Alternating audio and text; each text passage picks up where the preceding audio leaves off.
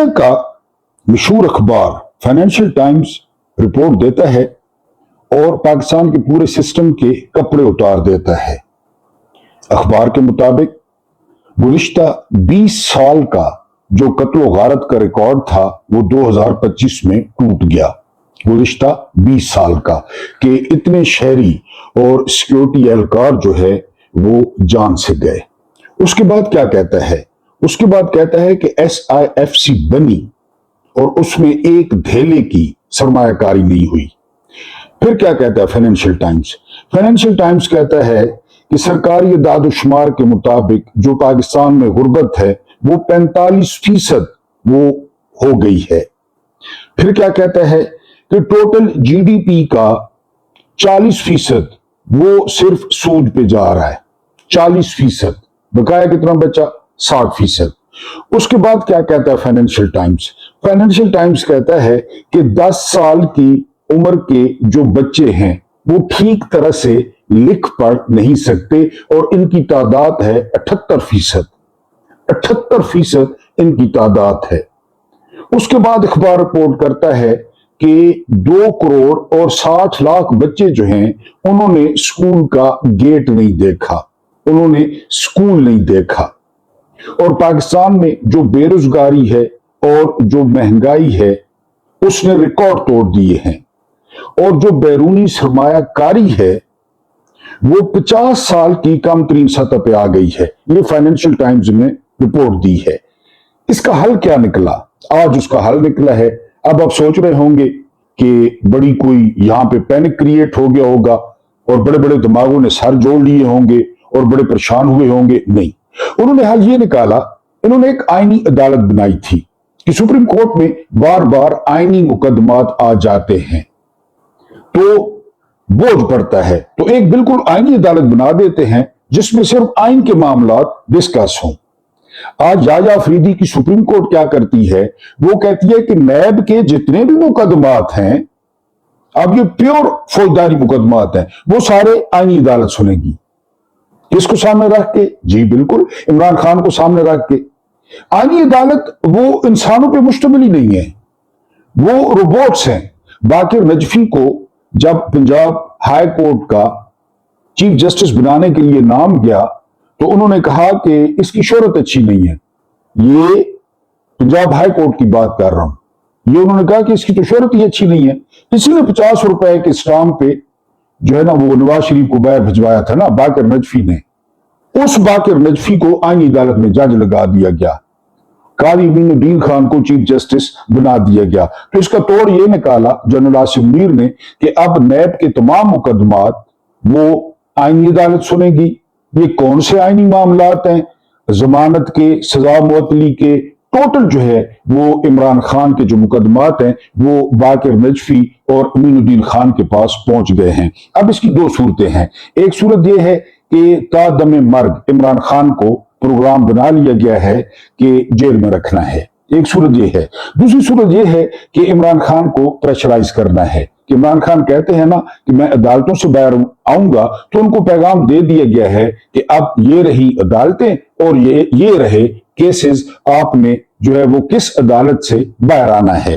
جو یحییٰ آفریدی کی supreme court وہ بن گئی ایک مارکی یا وہ بن گیا ایک شادی ہال۔ خود سپریم کورٹ نے کہا کہ یہ مقدمات جو ہے وہ آئینی عدالت سنیں گی۔ اب وہاں پہ اگر کوئی خسروں کا پروگرام ہو، اگر وہ شادی بیاہ کے لیے دی جائے، کیونکہ بلڈنگ میں نے دیکھی ہے بڑی زبردست ہے، اور یحییٰ آفریدی اس میں ویلیں اکٹھی کریں، نیچے سے ویلیں چنیں، تو یہ بڑا اچھا جو ہے وہ رہے گا۔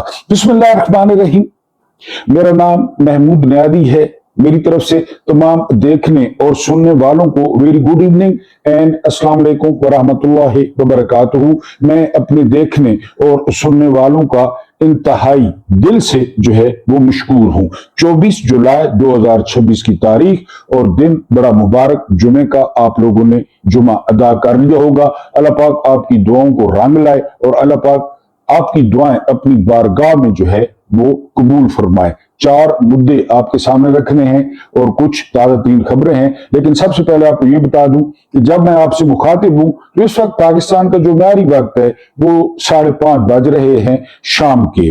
खुदा मजीद बुरा करे फील्ड मार्शल और जर्नैली टोले का कि जिन्होंने, अभी मैंने आपके सामने रिपोर्ट रखी, मैंने आपके सामने कुछ भी नहीं रखा, ये बुलेट पॉइंट्स रखे। वहां तो फाइनेंशियल टाइम्स ने कोई ऐसा शोबा नहीं है जो कि न छोड़ा हो। तो ये सारी मेहरबानी है इन 4 सालों की और इस जाली रजीम की।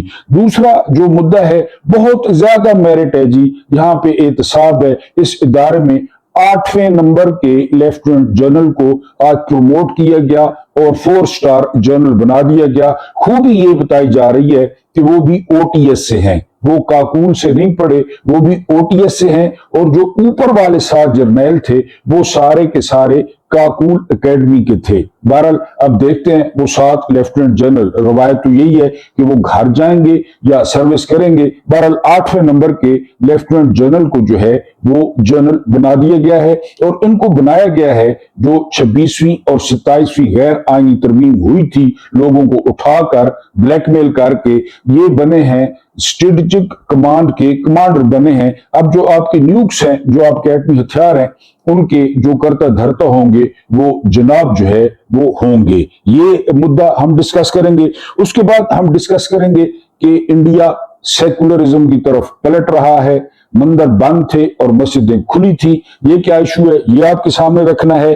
और फिर सरहद के उस पार और सरहद के इस पार, ये थोड़ा सा हम कंपैरिजन ड्रॉ करेंगे कि जो हालात चल रहे हैं सरहद के उस पार क्या हालात हैं और सरहद के इस पार जो है वो क्या हालात हैं। खबर जो पहली आपके साथ शेयर करनी है वो ये कि बेंजामिन नेतन्याहू ने जो है वो बड़ा वेलकम किया है डोनाल्ड ट्रंप के उस बयान को, जिसमें डोनाल्ड ट्रंप ने कहा है कि सऊदीया जो है उनको सिविल न्यूक्लियर प्रोग्राम की इजाजत होगी, लेकिन बदले में वो इब्राहिम अकॉर्ड में शामिल हो और इजराइल को तस्लीम कर ले। क्योंकि सऊदीया जानता है, क्योंकि अमेरिका जानता है कि सऊदीया ने अगर तस्लीम कर लिया तो ये हुज्जत होगी और फिर बाकी जो मुसलमान मुल्क बकाया हैं वो भी इसको तस्लीम कर लेंगे। इसका खैर मकदम किया है बेंजामिन नेतन्याहू ने, लेकिन सऊदीया ने अभी इस पर अपना कोई रद्द अमल नहीं दिया। उसका इंतजार है कि वो क्या कहते हैं। ईरान ने बहुत बड़ी धमकी दी है और ईरान ने कहा है कि अब हमारे इंफ्रास्ट्रक्चर को निशाना बनाया गया तो हम अरामको, आप जानते हैं कि सबसे बड़ी ऑयल रिफाइनरी है सऊदीया की और अमीर तरीन ऑयल रिफाइनरी है, हम इसको निशाना बनाएंगे, ये कहना है ईरान का।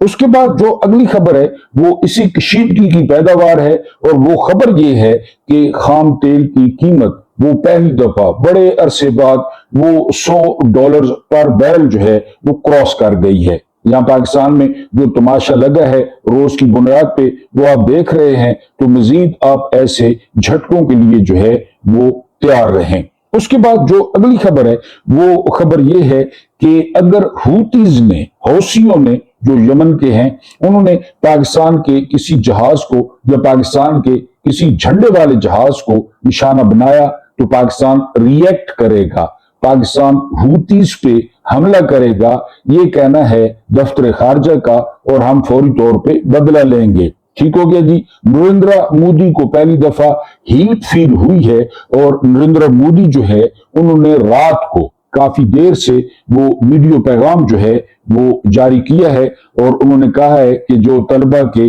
जितने भी जो है वो हैं तहफुजात हैं वो सारे के सारे दूर किए जाएंगे। मोदी की ये पोजीशन है इंडिया में जो इस वक्त पाकिस्तान में जनरल आसिम मुनीर की है। बहरहाल उसका कुछ सॉफ्टवेयर जो है वो अपग्रेड हुआ है और जो है ना सॉफ्टवेयर उसका चेंज हुआ है और उसने वीडियो पैगाम जारी किया है।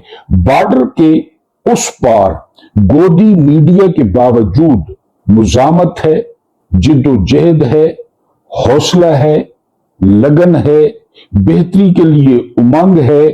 जेन जी और बूमर्स एक पेज पर हैं। ये है सरहद के उस पार जो अभी की सिचुएशन है। अब सरहद के इस पार आ जाएं, पाकिस्तान का मतलब क्या, ला इलाहा इल्लल्लाह। वहां क्या है, वहां है बॉर्डर के इस पार अपना इख्तियार सरेंडर करती सुप्रीम कोर्ट है। पहली खबर में आपको बताया सेंसरशिप में जकड़ा मीडिया है, इसके अलावा बेबसी है, सीसीडी है, पीरा फोर्स है या पैरा फोर्स है, पेट्रोल का योमिया फंदा है, पी का है, 2 हुक्मरान खानदान हैं, फॉर्म 47 है, डोगर कोर्ट है और खौफ है।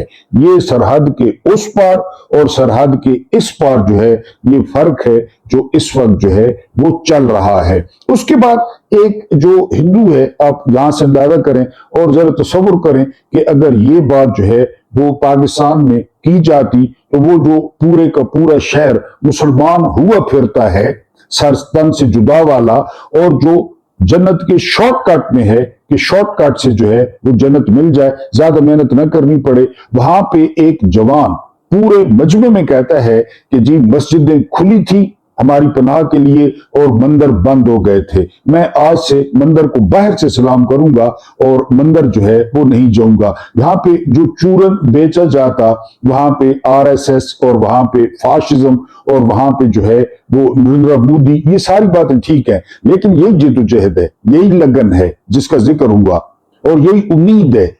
अगर आप तसव्वुर करें कि कोई बंदा पाकिस्तान में खड़ा होकर कहे, जिस तरह उस लड़के ने कहा कि मैं चर्च में पनाह ले लूंगा या मैं मंदिर में पनाह ले लूंगा, तो जो शॉर्टकटिए हैं, जो जन्नत जाने के लिए बेताब हैं, और मजे की बात यह है कि किसी इंसान की जान लेकर वो जन्नत में जाने के लिए बेताब है, तो अब तक जो है या उसे जिंदा जला दिया गया होता या उसका सर जो है वो तन से जुदा कर दिया गया होता। वहां पे गोदी मीडिया को धक्के पड़े, उन पर पानी फेंका गया, उनको अपनी इज्तिमा से निकाला गया और उन पर वो हुटिंग हुई कि वो याद रखेंगे। यानी वहां गोदी मीडिया है, यहाँ जर्नैली मीडिया है, बिल्कुल सेम पेज पे हैं। यहाँ पे हर खबर जर्नैल देते हैं, वहां पे हर खबर जो आरएसएस है या मोदी रिजीम है वो देता है। वो गोदी मीडिया है, उनके साथ जो हशर हुआ आप वीडियोस देख लें। और यहां पे हशर करने की जरूरत है। ये जो घुस जाते हैं और उल्टे सीधे सवाल करते हैं, इनका मुकम्मल तौर पे, चाहे ये यूट्यूब पे है चाहे ये टीवी पे है, मुकम्मल तौर पे इनका जो है वो बाइकआउट होना चाहिए। जो इस रजीम के खादिम है, जो इस रजीम के मुलाजिम है, मैं तो हैरान हूं, ये लोग यूट्यूब पे इतने व्यूज, अभी भी इतने लोग मौजूद हैं जो इनको, अबसार आलम को इतने व्यूज देते हैं, तलत हुसैन को इतने व्यूज देते हैं। मैं तो हैरान रह जाता हूं देख के कि अभी भी लोगों का माइंडसेट जो है वो चेंज नहीं हुआ। बहरहाल वहां पे जो गोदी मीडिया था उसकी ठीक ठाक छंड परेड हुई है और उसको धक्के पड़े हैं। तो मस्जिदें जी खुली थी, और फिर मस्जिद तो आपको पता है ना कि मस्जिद का क्या कॉन्सेप्ट है। ये तो हमारी या महमूद नियादी की बात अमालियां हैं कि लोग इस दीन से दूर हो गए, जिन्होंने कबूल किया वो भी दूर हो गए, वरना यही हम थे कि जिनको देख देख कर लोग कलमा पढ़ लेते थे, हमारे अमल देखकर और हमारे काम देखकर। लेकिन ये सारी महमूद नियादी की गलाजत है और महमूद नियादी के गुनाह है कि जिसको देखकर लोग इस मजहब से जो है वो उनका दिल खट्टा हो गया। वरना मस्जिदों का जो तस्वुर था ये जो है, ये आप वीडियो मुलाहिजा कर सकते हैं। एक हिंदू लड़का जो है वो पूरे हजूम में खड़े होकर कह रहा था कि मंदिर बंद थे हमारे अपने, लेकिन हमें पनाह देने के लिए मस्जिदें खुली थी और हमने मस्जिदों में पनाह ली भागकर। ये हिंदू लड़का कह रहा है। हम चलते हैं अगली खबर पे। अगली खबर बड़ी इंपॉर्टेंट खबर है और आप देखें कि किस तरह इन गिद्धों ने पीटीआई को हाईजैक किया। मरियम रियाज भट्टू हैं, ये बुशरा बीबी की बहन है। इन्होंने बड़ा खौफनाक इंकशाफ किया है। इन्होंने इंकशाफ किया है कि सुहेल आफरीदी को जब वजीर आला नॉमिनेट किया इमरान खान ने, तो उन्होंने साथ ये भी हिदायत की थी कि तैमूर सलीम झगड़ा, ये इमरान खान को बड़े पसंद है। तैमूर सलीम झगड़ा, एक तो वो लायक आदमी है, बाहर से आए थे अपना कारोबार छोड़ के, कि उनको या तो डिप्टी वजीर आला लगाया जाए या फाइनेंस जो है वो उनके हवाले किया जाए। लेकिन सुहेल आफरीदी ने इस पे अमल नहीं किया। मरियम रियाज भट्टू मजीद जो है वो कहती हैं कि इस बात के सुलेमान अकरम राजा जो है वो गवाह हैं। अगर वो गवाही देना चाहें तो वो इसके गवाह हैं कि इमरान खान ने ये कहा था। लेकिन सुहेल आफरीदी जो कि पहली दफा वजीर आला बने और फिर जाहिर है कि उस चक्कर में पड़ गए, फिर फौज के साथ जो है ना या जर्नैलों के साथ स्वीट बॉय बन गए और उन्होंने अपनी मर्जी की। ये इंकशाफ किया है मरियम रियाज भट्टू ने। उसके बाद जो अगली खबर है वो ये कि ट्रंप जो है वो कोई बहुत बड़ी सरगर्मी करने जा रहा है, यानी मदर ऑफ ऑल बॉम्ब्स जो है उसके बारे में कहा जा रहा है कि वो ईरान पे गिराने का प्रोग्राम है या ईरान के साथ कुछ और करने का जो है वो प्रोग्राम है। ये इशारे मिल रहे हैं और जो फ्रस्ट्रेशन है डोनाल्ड ट्रंप की वो इससे जाहिर होती है कि वो फ्रस्ट्रेटेड है। एक खबर ये भी है कि जो इराक के नए वजीर आजम बने हैं, मेरा ख्याल है जैदी नाम है, उनको पैगाम देकर ईरान भेजा गया है कि अगर ईरान चाहे तो जंग में पॉज आ सकता है और जंग रुक सकती है। अब ईरान ने क्या जवाब दिया है वजीर आजम को ये बाद में पता चलेगा, लेकिन इस दफा अर्दली को और फील्ड मार्शल को माइनस किया गया है, इनको लिफ्ट नहीं कराई गई और ईरान के वजीर आजम को बल्कि इराक के वजीर आजम को दरमियान में डाला गया है। जी, बेदिली सी है, कमजोरी और तज़हीक का एहसास है। इमरान खान के साथ बदसलूकी अब इंतहा को पहुंच रही है। बेपनाह अवामी मकबूलियत वोटों में तो तब्दील हो गई लेकिन सोटों में नहीं हुई। इस तब्दीली को, जो वोटों वाली तब्दीली है, सोटों में तब्दील होना चाहिए था, नहीं हुई। होता है शुरू शुरू में ऐसे ही होता है। मट्टी ढोने वालों के लड़के को प्यार हुआ, उससे किसी ने पूछा प्यार कैसा होता है? जी, कहता है जैसे प्यारा सा खोती का कोई बच्चा होता है। यानी प्यार इस तरह होता है जिस तरह खोती का प्यारा सा कोई बच्चा, मट्टी ढोने वालों का बच्चा था ना। शुरू शुरू में सब ऐसे ही लगता है, फिर एक दिन मुस्तोंग, ज़ियारत और ढाका हो जाता है, बीएलए और मुक्ति बहानी हो जाता है। अभी तो खुदा मजीद बुरा करे, फील्ड मार्शल और उसके जर्नैली टोले का 4 साल हो गए, कुछ भी संभाल नहीं पाए।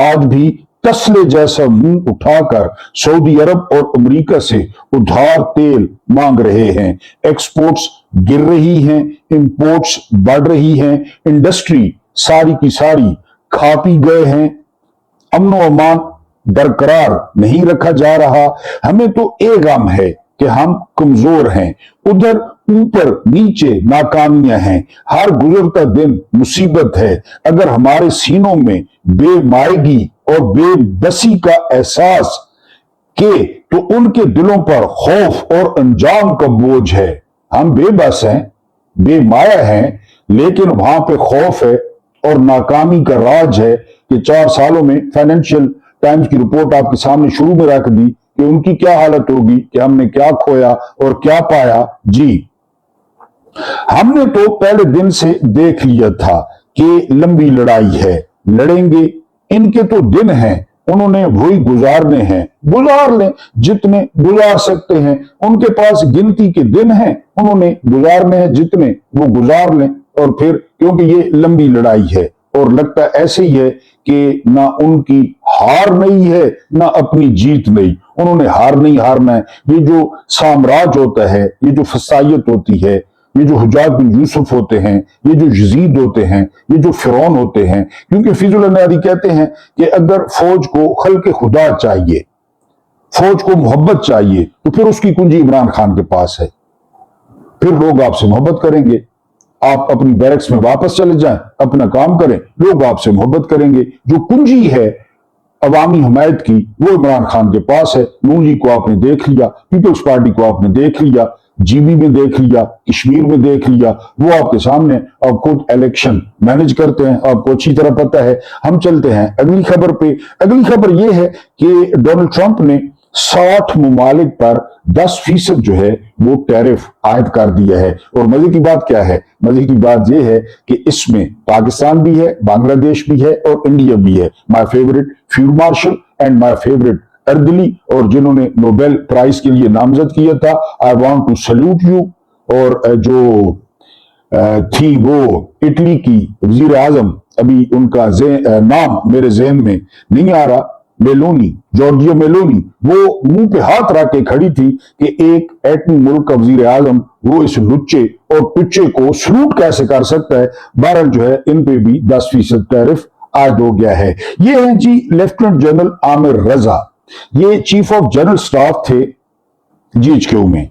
क्योंकि चीफ ऑफ जनरल स्टाफ जो है वो 2 नंबर होता है, 2 नंबर मीन दूसरे नंबर पे होता है आर्मी चीफ के बाद। इनको जो है वो कमांडर स्ट्रेटेजिक कमांड یہ جو آپ کی نیوکس ہیں، یہ عہدہ جو ہے نا، یہ پہلے chairman joint chiefs of staff committee کے پاس ہوتا تھا، یہ اختیار، وہ 4 سٹار جنرل تھا، پھر انہوں نے 26ویں اور 27ویں ترمیم میں وہ عہدہ ختم کر دیا اور سارے کے سارے اختیارات وہ عاصم میر صاحب کے پاس آ گئے۔ عاصم میر صاحب بھی جو ہے وہ اس عہدے پر کافی عرصے تک ان کا قبضہ رہا کہ کوئی مزید 4 سٹار جنرل نہ بنے، کیونکہ آپ کو پتہ ہے کہ جب 4 سٹار جنرل بن جائے تو اختیارات بانٹنے پڑتے ہیں۔ اب ان کے پاس تھا پہلے سب کچھ، اب جو ہے نا وہ عامر رضا صاحب آ گئے ہیں، اختیارات بانٹنے پڑیں گے، اب وہ بھی 4 سٹار جنرل ہیں۔ لیکن اس تقرری کو جو ہے وہ بڑا امپورٹنٹ اور بڑا جو ہے نا وہ کریٹیکل ٹائم پہ جو ہے نا یہ تقرری ہوئی ہے، تو اس کو بڑی اہمیت دی جا رہی ہے۔ اب ذہن میں رکھیں نا کہ سعودیہ اور امریکہ کا ایٹمی معاہدہ، یا پھر خدا نخواستہ الٹیمیٹلی ہمارے پاس جو نیوکس ہیں، ہم نے $10 ارب بھی جو ہے وہ امریکہ سے مانگ لیے ہیں، تو یہ ساری ڈاٹ کنیکٹنگ کریں۔ وقت سے پہلے جو ہے نا ابھی اس پہ مزید بات نہیں کرتے کہ ان کی جو تعیناتی ہے وہ کیا رنگ لائے گی، کیا گل کھلائے گی، لیکن جو امپورٹنٹ بات ہے کہ 7 جرنیل تھے وہ ان سے سینئر تھے، اور ان میں جو سب سے امپورٹنٹ تھے وہ DGISI، وہ عاصم ملک تھے، لیفٹیننٹ جنرل۔ یہ فوج میں پہلے نمبر پہ تھے، فوج میں پہلے نمبر پہ تھے سینیورٹی میں، یعنی یہ عاصم ملک، ان کو سپرسیڈ کیا گیا۔ اس کے علاوہ کور کمانڈر منگلہ ہیں، نعمان زکریا، وہ کاکول والے ہیں، ان کو جو ہے نا وہ سپرسیڈ کیا گیا۔ اس کے علاوہ احسن گلریز ہیں، ان کو سپرسیڈ کیا گیا۔ تو بہرحال 7 جرنیلوں کو سپرسیڈ کر دیا گیا، اور 8ویں نمبر کے ایک جرنیل کو یہ کمانڈر لگا دیا گیا نیشنل کمانڈ کا۔ اب دیکھنا یہ ہے کہ آیا وہ 7 جرنیل کام کرتے ہیں ان کے نیچے یا نہیں کرتے، کیونکہ فوج میں روایت یہی رہی ہے کہ جو جونیئر پروموٹ ہو جاتا ہے تو سینئر گھر چلے جاتے ہیں۔ اب وہ روایت برقرار رکھی ہے۔ آپ کو یاد ہوگا اچھی طرح کہ جب جنرل عاصم منیر کو ریٹائرمنٹ کے بعد آرمی چیف لگایا گیا تو 5 لیفٹیننٹ جنرل وہ گھر چلے گئے تھے، اور کس بیس پہ گئے تھے؟ OTS، وہ کاکول والے تھے، اظہر عباس تھے، اس کے علاوہ فیض امید تھے، نعمان محمود تھے، یعنی 5 جرنیل تھے وہ گھر چلے گئے۔ حالانکہ عاصم منیر سینئر تھے، ان سے عاصم منیر سینئر تھے، لیکن یہ OTS والے تھے، پہلی بات۔ اور دوسری بات یہ کہ وہ کہتے تھے ان کی مدت ختم ہو گئی ہے، ان کو جو ہے نا وہ چیف لگنے ہی نہیں چاہیے، تو وہ 5 جرنیل گھر چلے گئے۔ اب ان کو 8ویں نمبر سے لایا گیا ہے، اور ان سے اوپر 7 جرنیل ہیں۔ اب وہ 7 جرنیل، اور جس میں جو ہے نا وہ کور کمانڈر منگلہ بھی ہیں، آیا وہ 7 جرنیل کام کرتے ہیں اپنی پوزیشنز پہ یا نہیں کرتے، یہ آنے والے 1-2 دن میں واضح ہو جائے گا۔ پھر ظاہر ہے مزید تقرریاں بھی کرنی پڑیں گی، اور ابھی سب سے اہم جو تقرری ہے وہ ہے جی vice chief of the army staff, وہ بھی کرنی ہے، وہ بھی 4 سٹار جنرل ہوگا۔ تو یہ تھوڑی سی کمانڈ میں سپلٹ ہوئی ہے، لیکن آپ کو پتہ ہے کہ اپنے انتہائی قریبی اور باعتماد ساتھی کو یہ عہدہ دیا جاتا ہے، لیکن سارے اسی طرح کرتے ہیں۔ یعنی آپ کو اچھی طرح یاد ہوگا کہ پرویز مشرف کو نواز شریف نے لگایا تھا جو ہے نا 2-3 جرنیلوں کو سپرسیڈ کر کے، پھر یہی بات کیا ہوا تھا بھٹو کے ساتھ، اس وقت بھی 5-6 جرنیل سپرسیڈ ہو گئے تھے، اور ٹکا خان نے مشورہ دیا تھا کہ یہ ہر وقت مسلح پہ پڑا رہتا ہے، اس کو آرمی چیف بنائے۔ بھٹو نے آرمی چیف بنایا ضیاء کو، ضیاء نے کیا کیا بعد میں آپ کے سامنے تاریخ ہے۔ تو پاکستان میں یہ ہوتا ہے۔ بہرحال یہ پہلا پتھر ہے جو کھڑے پانی میں پھینکا گیا ہے، اور عامر رضا صاحب جو ہے یہ اب جنرل بن گئے ہیں اور 4 سٹار بن گئے ہیں، تو یہ اب جو ہے وہ فیلڈ مارشل کے بعد واحد آرمی کے 4 سٹار جنرل ہوں گے۔ بہرحال دیکھتے ہیں کہ آنے والا وقت کیا کرتا ہے، اور جو پاکستان کے حالات ہیں خاص کر دہشت گردی کے بلوچستان میں، اور پھر امن و امان، اور پھر جو دنیا کے معاملات چل رہے ہیں خاص کر ایٹمی معاملات، دیکھتے ہیں کہ یہ جو اپوائنٹمنٹ ہے یا آنے والے دنوں میں جو اپوائنٹمنٹس ہوتی ہیں وہ سیاسی منظرنامے پہ کیا جو ہے وہ اثرات مرتب کرتی ہیں۔ اللہ پاک آپ کو آسانیاں عطا فرمائے، آسانیاں بانٹنے کی توفیق عطا فرمائے۔ میرا رب کریم آپ کے اور میرے مرحومین کی مغفرت فرمائے، ان کے ساتھ عدل کا نہیں رحم کا اور احسان کا معاملہ فرمائے۔ مجھے برداشت کرنے کا بہت بہت شکریہ۔